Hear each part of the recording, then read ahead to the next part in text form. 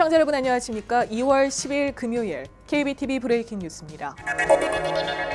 반이민 행정명령에 대한 항고심, 어제 제9연방항소법원이 결과를 발표했습니다.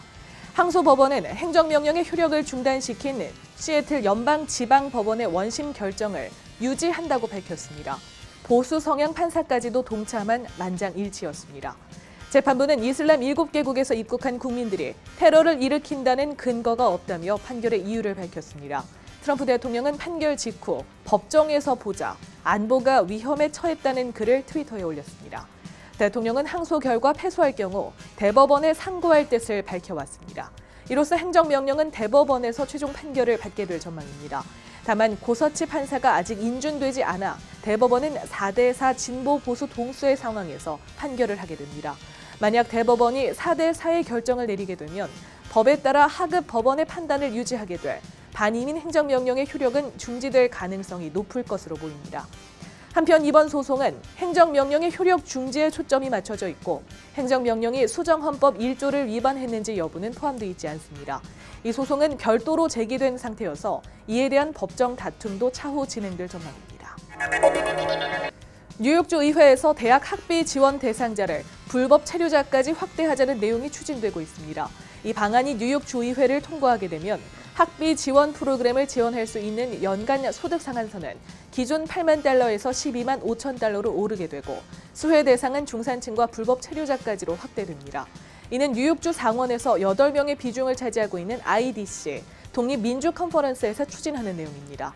IDC는 민주당원이지만 공화당과도 동맹을 맺어 뉴욕주 상원에서 다수당을 차지하고 있기 때문에 이번 방안은 통과될 가능성이 높습니다. 또 불법 체류자뿐만 아니라 중산층까지 대학 학비 지원을 받을 수 있도록 제한해 공화당과 민주당 모두 반대할 명분이 없을 것으로 보입니다. 뉴저지 패터슨에서 50살 남성을 칼로 찔러 사망하게 한 용의자인 28살 남성 방 씨가 어제 체포됐습니다. 경찰은 지난 수요일 오전 11시경 패터슨 스트릿에서 여러 번 칼에 찔린 흔적이 있는 남성을 발견했다고 밝혔습니다. 이 남성은 발견 당시 이미 숨을 거둔 상태였습니다. 패세이 카운티 경찰은 이와 관련해 머서 카운티 하이스톤에 거주하던 28살 남성 방 씨를 1급 살인과 무기 소지의 혐의로 체포했다고 밝혔습니다. 경찰은 방 씨가 체포 당시 저항하지 않았으며 살해 동기에 대해 조사하고 있다고 전했습니다. 방 씨는 오늘 오후 살인죄로 기소 인정 여부 절차에 붙여졌습니다. 어제 새벽 3시 브롱스에서 운행하던 암트랙 열차가 멈춰 173명의 승객이 4시간 반가량 열차에 갇히는 일이 있었습니다.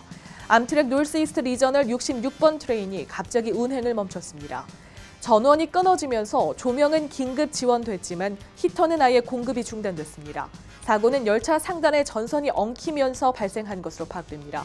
암트랙은 메트로놀스의 뉴 로셀역에 다른 열차를 공급해 뉴 로셀역에서 보스턴행 열차를 기다리던 승객들은 긴급 편성된 열차에 탑승했습니다. 전원은 7시 10분에 공급돼 오전 7시 30분이 다 되어서야 상황은 정상적으로 돌아갔습니다. 어젯밤 JFK 국제공항에서 여객기 엔진 화재 소동이 벌어져 공항이 조사에 나섰습니다.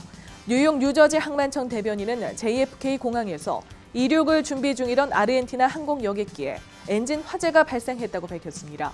당시 항공교통관제센터에서 아르헨티나 항공 여객기 1301편에 오른쪽 엔진에서 화재가 난 것을 발견해 조종사에게 교신했습니다.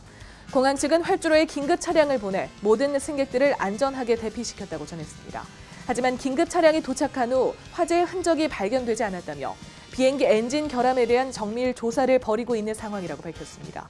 한편 어제 오전에는 북동부에 눈 폭풍이 불어닥쳐 JFK 공항의 다수 여객기가 잇따라 결항했습니다.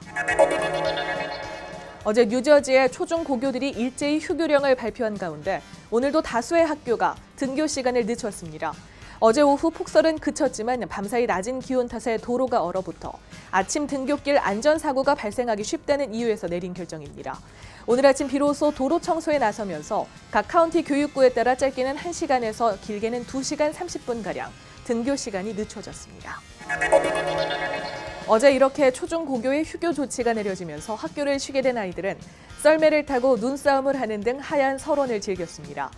뉴저지 파라무스의 공원에 모인 수많은 아이들이 눈썰매를 타며 즐거워하고 있습니다. 리버에지의 반센파크에서도 눈으로 뒤덮인 언덕에서 아이들이 썰매를 즐겼습니다. 어제 뉴저지에는 눈 폭풍으로 인한 200여 건의 교통사고가 발생하는 등 큰 혼잡이 빚어졌는데요. 아이들은 모처럼 타는 눈썰매에 즐거운 비명을 질렀습니다. AP 시험 대신 치를 수 있는 새로운 한국어 능력 시험이 나왔습니다. 미국 국제교육위원회는 미주 한국어 교사협의회, 세계 한인교육자연합회 등과 새로운 한국어 능력 시험을 개발하는 양해 각서를 체결하고 외국어 국가시험 6월에 한국어 시험을 도입하기로 했습니다. 6월 한국어 시험은 AP 시험을 관장하는 칼리지 보드의 승인을 받았기 때문에 AP 한국어 시험의 대안으로도 활용이 가능합니다. 6월 한국어 시험은 온라인으로 응시 가능하며 60분 동안 듣기와 쓰기, 말하기 등을 평가합니다.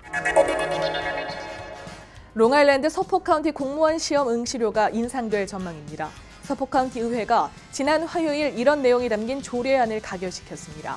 따라서 공무원 시험은 현행 $25에서 $40로 인상되며 경찰의 경우 채용 시험 응시료가 현행 $100에서 $125로 인상됩니다. 7일 열린 카운티의회에서는 이외에도 범칙금 수수료 인상 안건도 상정됐는데 표결이 미뤄지면서 본격적인 논의는 오늘 이루어질 것으로 보입니다. 오늘 카운티의 교통주차위반위원회와 카운티 의원들이 만나 범칙금 수수료에 대해 이야기를 나눈 전망입니다. 이번 인상안이 승인되면 범칙금 수수료는 당초 $55에서 $110로 오르게 됩니다.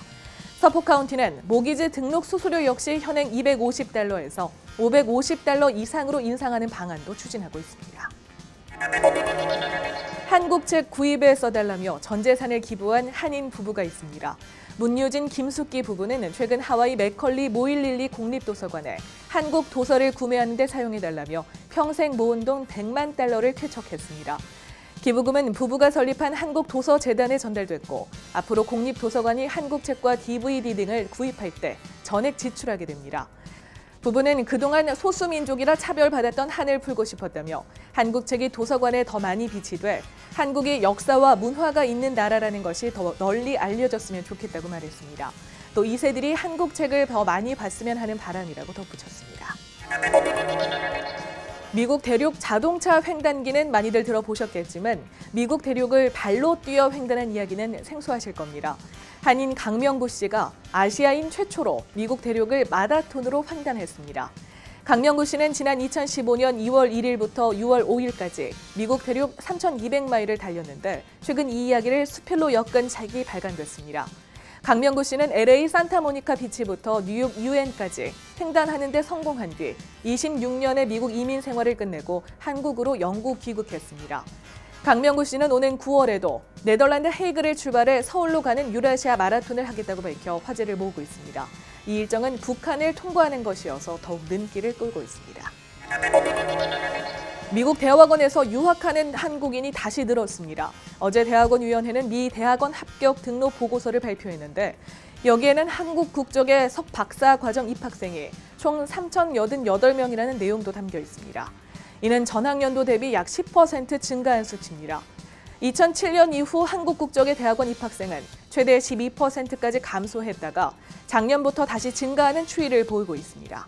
한편 2016학년도 대학원 입학생 중 유학생은 총 92,503명으로 이 중 중국인이 32,748명으로 1위를, 인도인이 25,458명으로 2위를 차지했습니다.